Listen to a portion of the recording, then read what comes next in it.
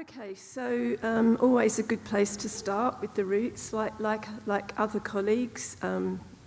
You've already spoken about roots, and we had a lot of activity in the 1970s, led by disabled people, mainly people with physical disabilities and mental health service survivors, who took direct action for change. We had a very exciting independent living movement and lots of radical ideas within the services themselves, lots of wonderful people working in social care and health services. And that all came together to create the environment which we're still working within today. So 1996, we had the Community Care Direct Payments Act, which was obviously a massive landmark milestone in development of personalisation and individualised funding. So, in fact, that act applied, strangely enough, just to England and Northern Ireland, but I understand that the reason for that was that direct payments were already a legal possibility in Scotland, and then Wales was included a bit later.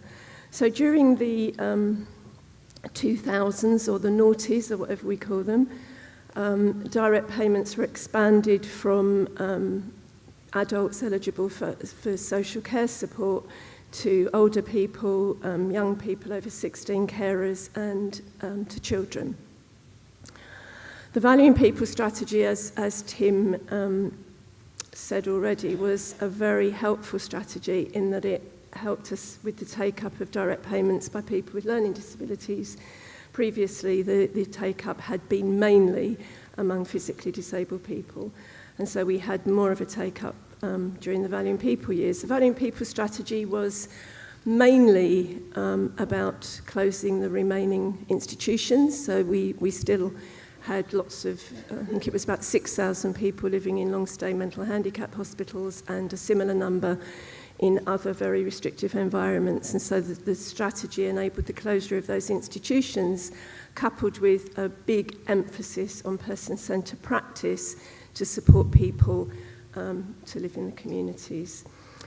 In Control was established in 2003, and it was In Control that worked across the UK to support people themselves, families and service, people working in services, to use self-directed support, personal budgets as a way of reforming the social care system. And I think you're going to hear from Simon Duffy, who was the director of In Control from the beginning, about some of the things that haven't worked, so I won't dwell on that now.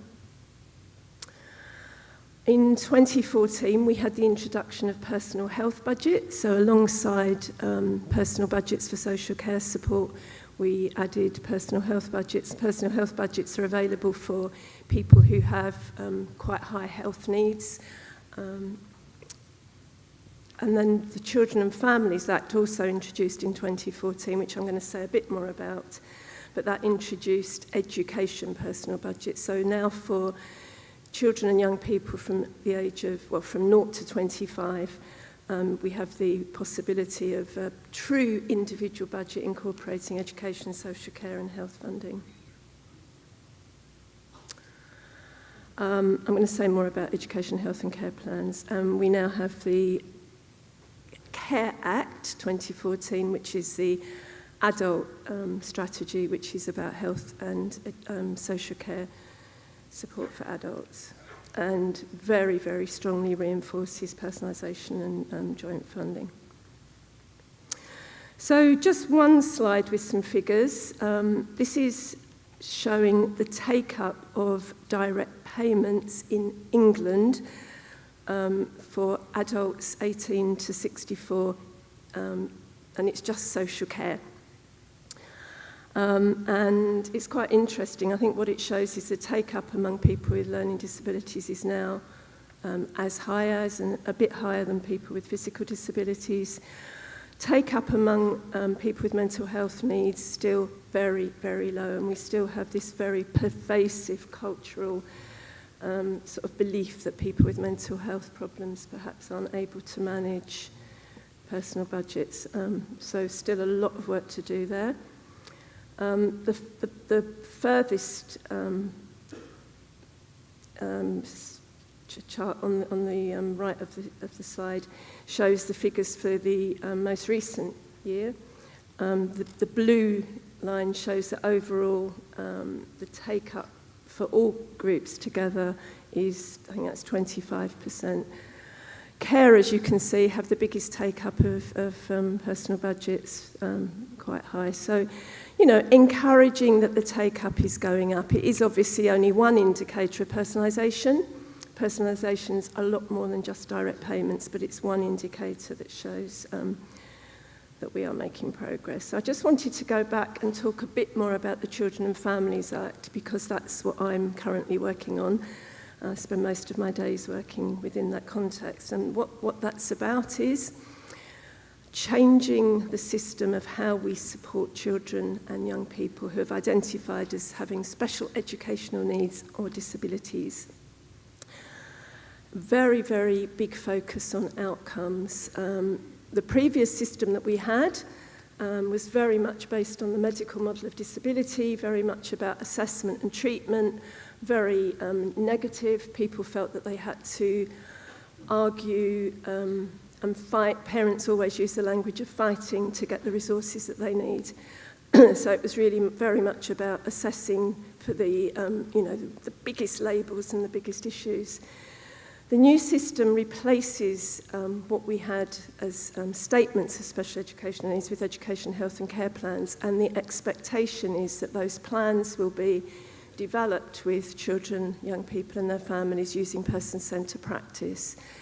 I think Simon Duffy, Steve Dowson, other colleagues their legacy is in this legislation, because there is now this expectation that children who have the highest levels of support, so probably about 3% of the school population, will have an education, health and care plan that is a person-centred plan, and most importantly, the first section of the plan has to include young people, the children and young people's aspirations. So it has to say what people's aspirations are for their lives now and in the future. There's another section of the plan that has to have outcomes that arise from those aspirations. And it is what I spend most of my days doing is working with people around the country, helping them to think about what is an outcome, because people are so used to writing service outcomes. So moving from 2.5 hours of speech and language therapy to I want a job is a very big leap of imagination and a big leap in practice. And what we're having to try and support people with is giving them the evidence of what works, because you can't write an outcome about friends or relationships or getting a job or where you want to live if you don't know what works, if you don't know that if somebody with a learning disability wants a job when they move into adulthood, it's really important that people know that what that means for a 3-year-old or an 11-year-old or a 15-year-old. So a lot of the work we're doing is spreading the evidence base of what works around independent living, employment, friends, relationships and community, so that people can then write proper outcomes for people, and then the support, rather than what we've been doing for the last 30 years, just giving people support because that's what we've always done. Support now, hopefully, will be able to be rational and very much about achieving outcomes. So I think I must have got out of bed the right side of the room this morning. I feel very optimistic about the progress that we're making. It's the first year, and you know, some days I come home and feel pretty depressed because I feel that it's not doable and people are really struggling. But I think on more days I feel very optimistic because people are really trying to get their heads around. And I think the majority of people working in services feel quite liberated that finally they've got an opportunity to really have proper person-centred conversations with children, young people and their families about what's really important, rather than this sort of fighting for more and more resources. So I've got a slide that says getting in the way, and I think some of this has already been mentioned, and it's not going to be any surprise to any of you what I've written on the slide. I think the final bullet point is probably what we're working most hard on, which is really making sure that we try to, in every local area in England that we're working in, is 152 different local areas, we're really impressing the importance of partnership with young people and children, young people and families, and making sure they get the right information, and that we no longer give people incorrect information. So 3 really positives and 3 kind of negative things. I think the three blue circles are the things that I think are really, really going to take us forward into the future. We've got a big job to do to ensure that we improve participation by people themselves. I still spend time in schools, special schools particularly, where young people are not really brought to the meetings.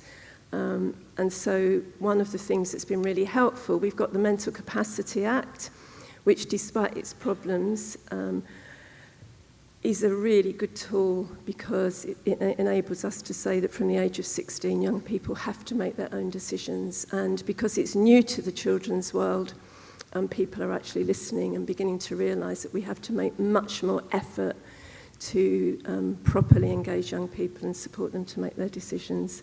Outcome-focused person-centred planning is a real opportunity. I think we've known for many years that person-centred planning is the way to work with people to have the right conversations.